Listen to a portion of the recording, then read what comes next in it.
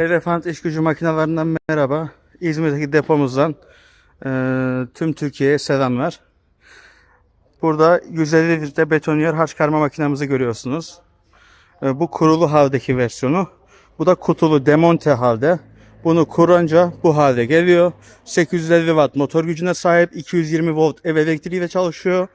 Onun haricinde bunun yanında 220 litre betoniyeri görüyorsunuz.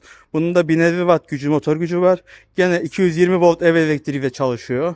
Burada bir redüktörlü 230 litre betoniyeri görüyorsunuz. Bu 360 derece dönüyor ve kendi etrafında dönüyor.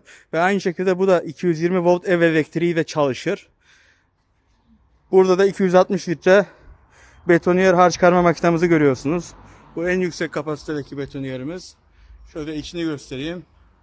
Bunun da motor gücü 1150 watt motor gücüne sahip olup dakikada 29 devir döndürüyor ve şöyle etiketini göstereyim. 99 kilo ağırlığında ve kazan kalınlığı, demir kalınlığı 415 milimetre kalınlığındadır. Yüksek kaliteli, 2 sene garantili, full garantili betoniyer ver. Şu anda ustamız çalıştırmasını yapacak. Çalıştırıyoruz. Çalıştırırsam çalıştı. Görüyorsunuz. 1150 watt motor gücünde 220 volt ev elektriğiyle çalışıyor. 2 sene full garantili. Türkiye'nin dört bir yanına, 81 iline kapıda ödeme imkanıyla Aras Kargo'ya gönderim yapıyoruz. Burada kurulmamış hali, demonte hali, bu şekilde gönderim yapıyoruz ve bu şekilde betoniyerimiz kurulu halde kendiniz kuruyorsunuz. Burada redüktör bu 1250 watt gücünde, motor gücünde. Yine 400 milimetre kazan kalınlığı var. 220 volt elektrikle çalışıyor. Hemen şuradan şöyle gösterelim. Buradan böyle açılıyor bu. Buradan ustam bas.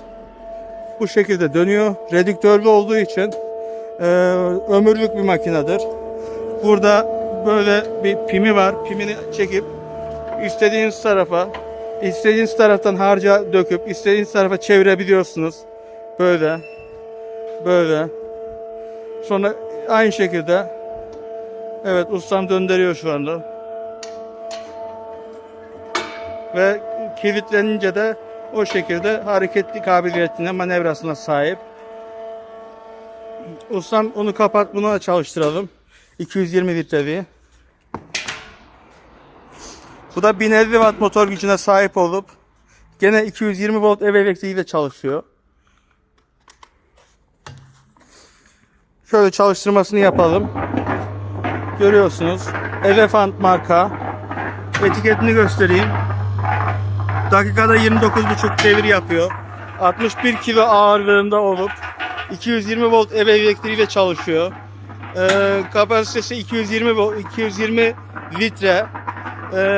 Kazan kalınlığı 390 milimetre olup 2 sene full garantili bir üründür.